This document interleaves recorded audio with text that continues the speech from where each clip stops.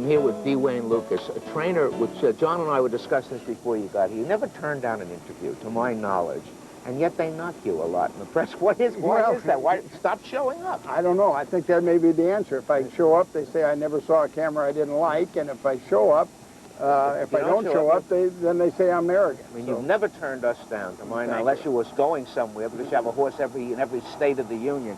Now, I was in the paddock for the Travers, and Thunder Gulch, as we said at the opening of our pre-race prattle, if it's a handicap, he's giving everyone in the race 10 to 30 pounds, and it was a joke.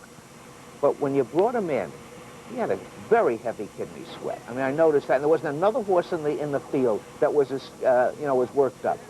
Well, we did a couple of things that we thought were going to help us, and maybe they didn't. One of the things was we banned him over early in the morning and put him in the stakes barn, which is directly behind the paddock, Harvey. And normally he just cocks a leg and goes to sleep. On that particular day, he was full of himself. He raised hell over there all afternoon, just jumped and played and squealed. And I said, he's either going to run a great race or he's going to run a bad one, because he never did settle. We had to hold him in the stall for about 3 to 4 hours. So when he came into the paddock, he was on the muscle and ready to go. Well, when I see that, I get a little nervous, because it was not a hot day. It was a perfect day, and there he was, and everyone was waiting for him to throw in a bad race, which we know he never does. No. And he went out of there, and I said, wow, I wonder if he'll run. And boy, did he run. Let's take a look at how he ran. Sure. We're going in the gate now. This is the Travers. It's Thunder Gulch's Travers. There was no question about it going in, except for when I saw him breaking out in the paddock. Now, there you go. A little up in the air at the start might be because of that. Exactly. That didn't help our cause anything, but here Gary does a beautiful job, Harvey, of getting him right back into position where we want to be.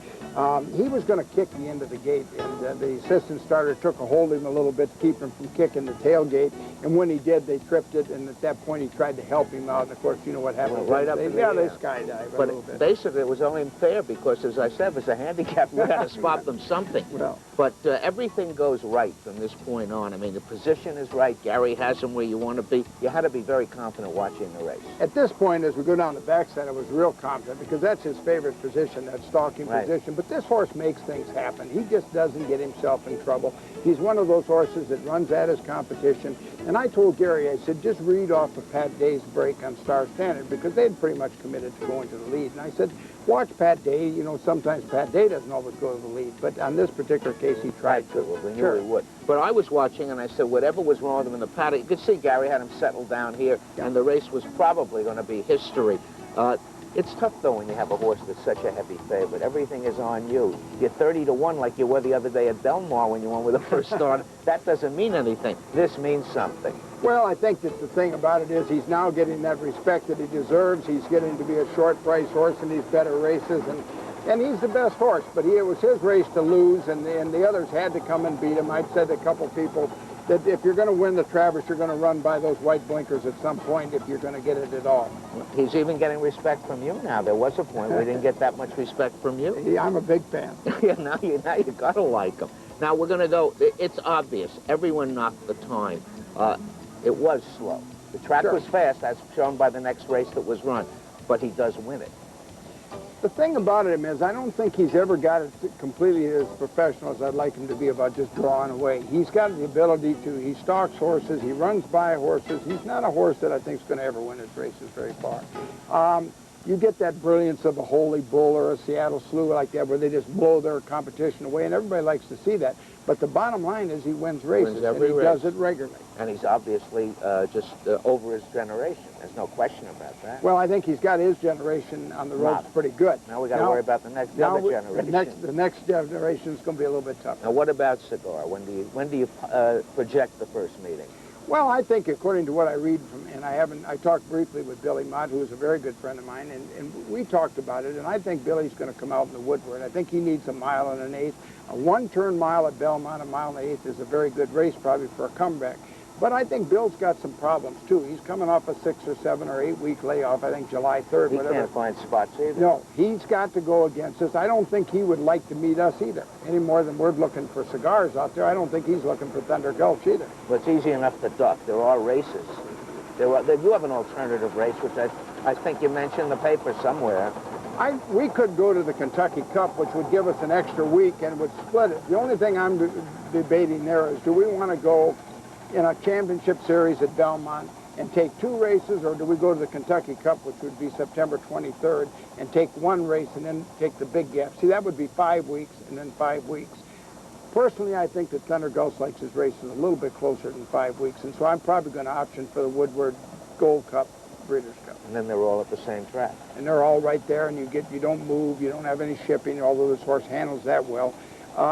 That might mean a couple of tough races with Concern and Cigar and some of the others out there, but on the other hand, so be it. It's that time of the year. Let's hook them up. It's going to be fun. It'll be great. Now, we have the hopeful this week.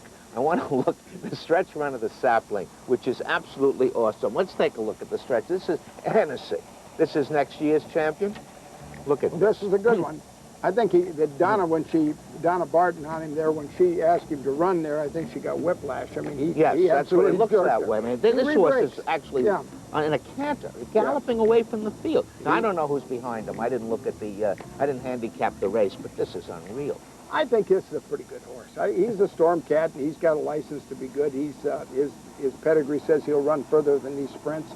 He's a very aggressive horse. He's got a lot of the same kind of disposition as Tabasco Cat. He's a handful in the morning, but he loves to compete, and I'm looking forward. We were thinking of taking him west and maybe running in the Del Mar Futurity because Bob Lewis lives out there. Right. But after this race, we said, look, he deserves a shot at the championship. If you're going to be a champion, you better run the hopeful. And the Lewises will probably be here. They like to follow their horses. Nice to have owners like that. They're wonderful people. They'll enjoy Saratoga. They'll enjoy Belmont. Yeah, even when they lose, they're good because we have them on. They're really nice people. You like those Storm Cats? Well, I'm the guru for Storm Cat. I think at this point he's been very good to me. I'd say there's 3 stallions that have had a great influence on my career, Harvey, and they're Storm Cat, Secretariat, and Seattle Slew. I've had probably more stakes winners from those 3 sires, and that's 3 pretty good ones to line up with. Okay. D. Wayne Lukas, he'll be back. He's going down to Monmouth right after this?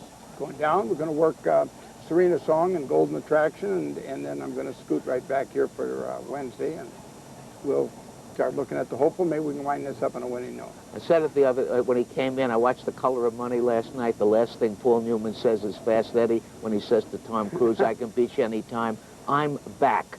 D. Wayne Lukas. We'll be right back. Thank you.